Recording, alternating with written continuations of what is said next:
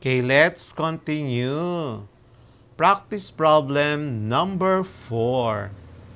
A factory reports that 3% of its products are defective. Test if the defect rate is higher than 3%. So we're given a factory reports that 3% of its products are defective. Required. Formulate HO and H1 if the defect rate is higher. Our solution, HO colon P is equal to 0.03. H1 colon P is greater than 0.03. Number 5. A government agency claims that the average household income in a city is 25,000 pesos per month. Test if it is not equal to 25,000 pesos. So we're given a government agency claims the average household income is 25,000 pesos. Required. Formulate HO and H1 if the average is not equal to 25,000 pesos. So, our solution, HO colon mu is equal to 25,000. H1 colon mu is not equal to 25,000. Number 6. A supermarket states that customers spend an average of 30 minutes shopping. Test if customers spend less than this. So we're given a supermarket states customers spend 30 minutes shopping on average. Required. Formulate HO and H1 if customers spend less. Solution. HO colon mu is equal to 30. H1 mu is less than 30. Number 7. A new diet program claims participants lose at least 7 kilograms in 2 months. Test the claim. So we are given a new diet program claims participants lose at least 7 kilograms. Required. Formulate HO and H1. So, solution HO colon mu is greater than or equal to 7. H1 mu is less than 7. Practice problem number 8. A car company advertises that their new model consumes 6 liters of fuel per 100 kilometer. Test if the actual assumption is different. So we're given a car company advertises fuel assumption of 6 liters per 100 kilometers. So required, formulate HO and H1 if the actual consumption is different. So our solution, HO colon mu is equal to 6. H1 mu is not equal to 6. Number 9. A phone company claims the average screen time of their device is 10 hours. Test if it is lower than claimed.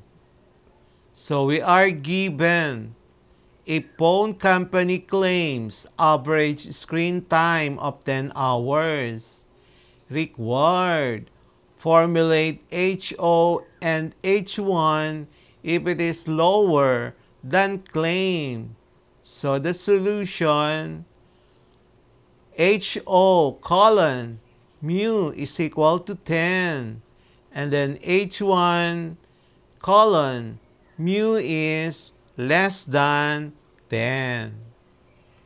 So let's go now to practice problem number 10. A farmer says that a new fertilizer increases crop yield. Test the claim. So we're given a farmer says a new fertilizer increases crop yield. So required, formulate HO and H1. So our solution, HO colon mu is equal to the current yield. And then H1 colon mu is greater than the current yield. Practice problem number 11. A university states that 80% of its graduates find employment within 6 months. Test if the percentage is less than 80%.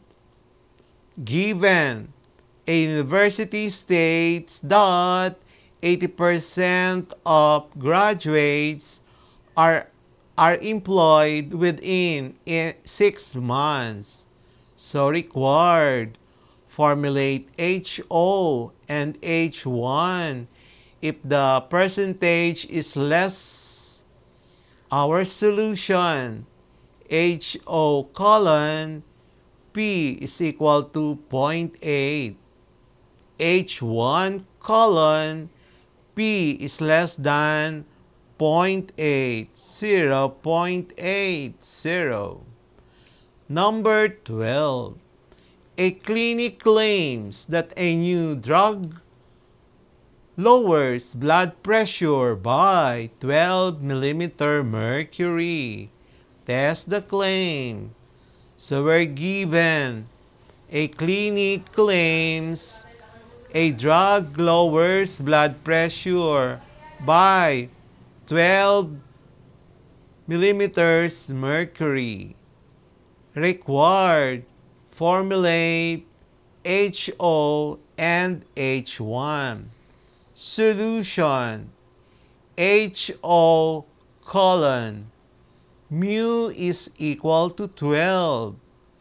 H1 colon mu is not equal to 12. Number 13. A soft drink manufacturer states that the average sugar content is 8 grams per serving. Test if it is greater than 8 grams.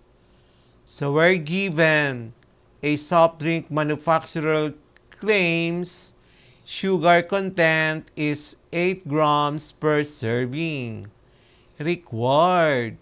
Formulate HO and H1 if it is greater. So solution. Our solution, HO colon mu is equal to 8. And then our H1 is colon mu is greater than 8. HO is the null hypothesis. H1 is the alternative hypothesis. Number 14. A mall claims that the average number of daily visitors is 5,000. Test if the average is different. So we're given a mall claims 5,000 daily visitors on average. Required. Formulate HO and H1 if the average is different. Our solution, the null hypothesis HO colon mu is equal to 5,000. The alternative hypothesis H1 colon mu is not equal to 5,000. Number 15. A bank advertises that the average waiting time for loan approval is 3 days.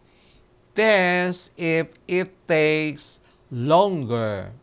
So, given a bank advertises 3 days average approval time. So, required. Formulate HO and H1 if it takes longer. So, our solution, HO colon mu is equal to 3. And then H1 colon mu is greater than 3. Number 16.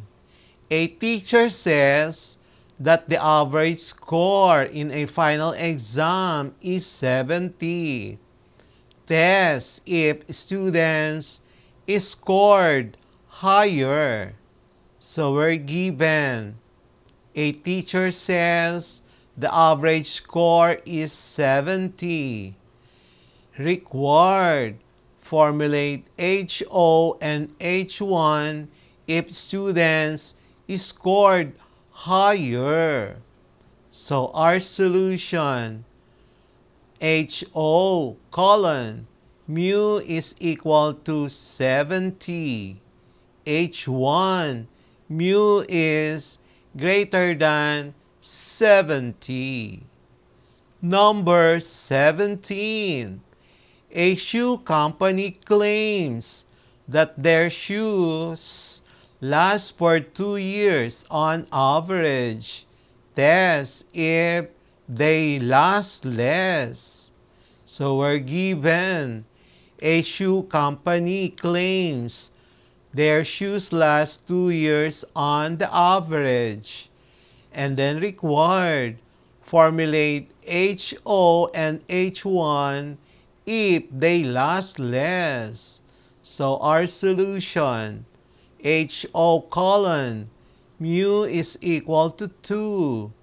H1 mu is less than 2. We will have the next part of our quarter 4 data and probability lesson, Roman numeral number 8.